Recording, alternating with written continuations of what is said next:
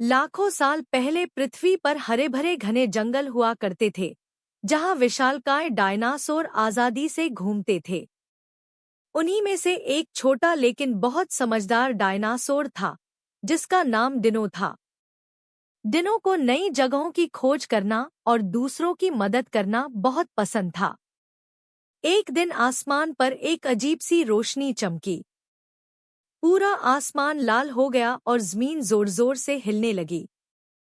पहाड़ों से आग के शोले निकलने लगे और आसमान से आग के पत्थर बरसने लगे।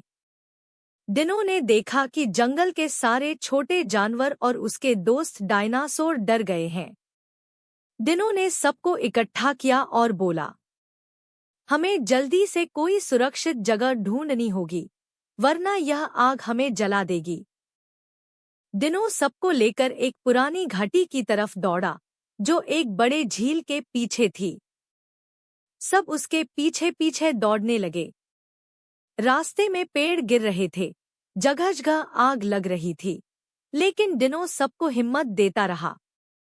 आखिरकार वे सब एक सुरक्षित गुफा तक पहुंच गए। जब तूफान थम गया तो डिनो बाहर आया और देखा कि जंगल जल चुका है, लेकिन वे सब सुरक्षित थे। सब जानवर खुशी से डिनो के चारों तरफ कूदने लगे। डिनो मुस्कुराया और बोला, हमने सीखा कि मुश्किल वक्त में साहस और एकता ही सबसे बड़ी ताकत है।